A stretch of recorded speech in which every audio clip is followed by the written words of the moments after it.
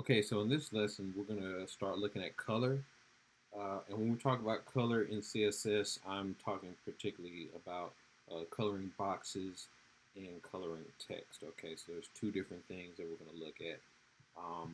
So what I want you to do is I'm using the same lesson 2 index.html file from the previous lesson. Make sure again that it is linked correctly. So you see I have my link tag right here on line 7 and linking it to my CSS folder and that style.css style sheet inside of that folder. Okay, so make sure that you have that link together. If it's not, check it. It needs to look like mine. Your folder structure needs to look like mine, and then we'll hop into this. So let's get into color. Again, we're talking about coloring boxes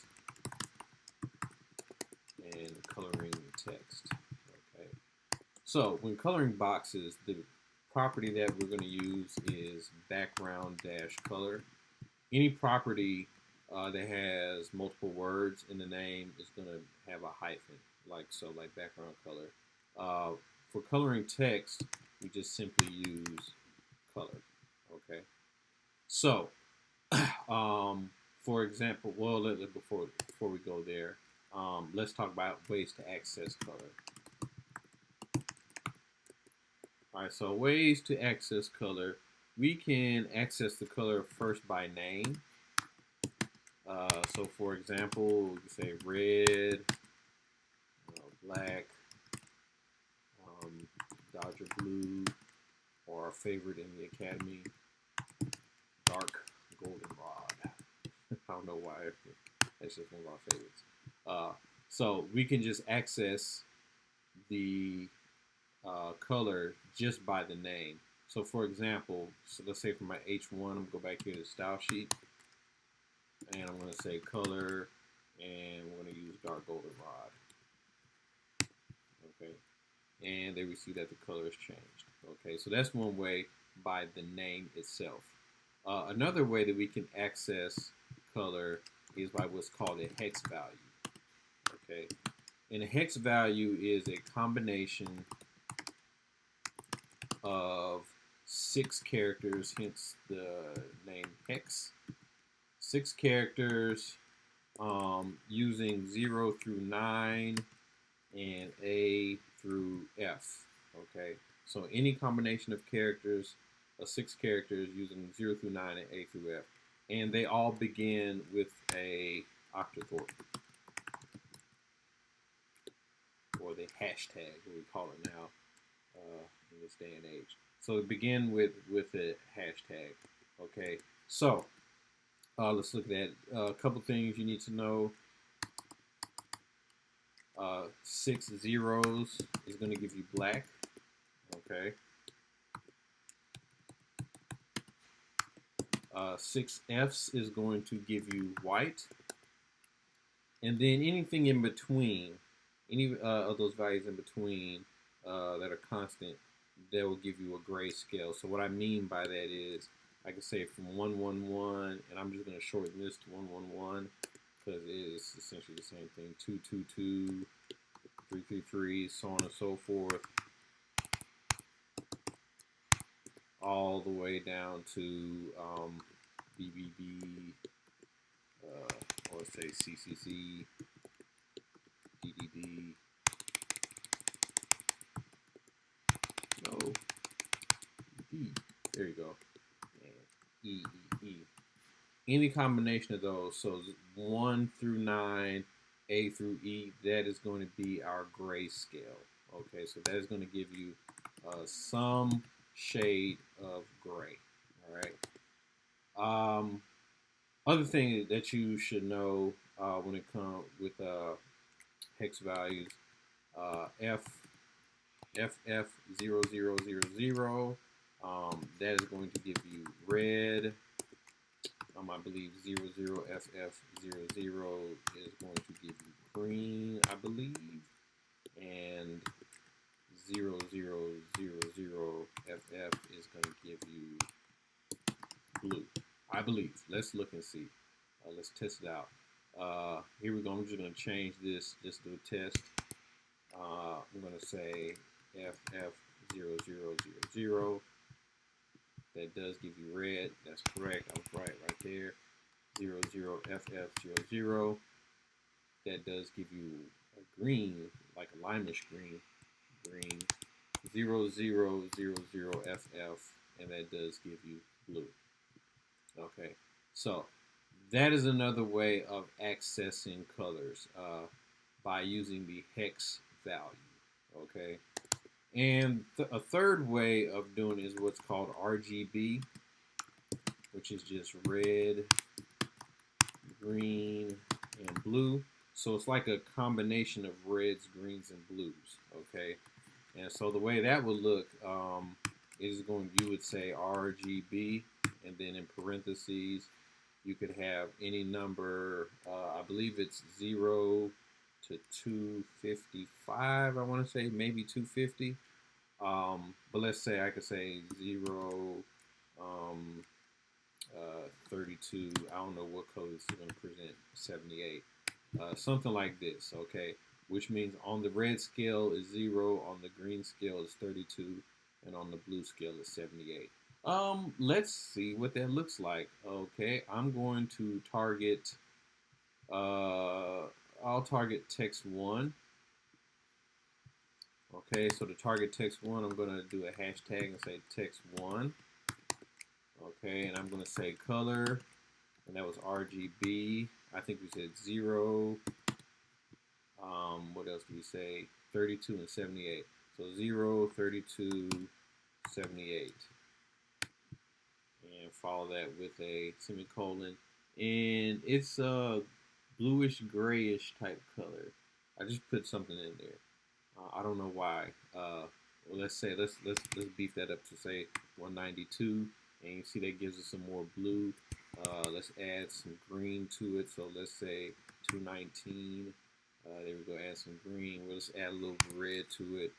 55. Not a whole lot of red. Didn't do much at all. Let's say we add some more red. What's that? 119. Gives a little yellowish tint to raise up just a little bit. But anyway, this is how you can access the color. That's the important thing. Oh, and look what happens.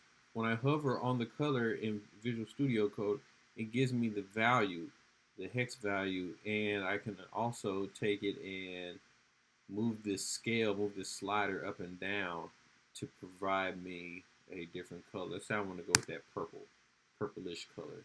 Okay, and so there we go. So that's another way of accessing color. Using hex value, using name, using RGB. There's also something called RGBA. There's also hue, saturation, light. I'm not going to try to butcher them by trying to teach them to you. I know there's a hue, saturation, light. And I know there's RGBA. That is for people who are really into color and understand color theory, and whose eyes can see all those colors. I'm not that person that, like, my eyes don't see all those colors. You know, blue is blue, red is red to me. But there's some people who, you know, see all the different shades and hues of color. So those things can be changed inside of CSS, okay? The important thing that I want you to know is how you access the color itself, okay? But as I was saying, so we can color the text by using the color attribute property. What I can also do is I can color box by using using the background color property. So for example, I can apply it to the body. I can say, hey, body, your color is, let's just say yellow for right now, just throwing a color out there. And so now the whole, not body, not color, I want to say background color, pardon me. But that does get into something else. Background color, there we go. Ooh, that's hideous.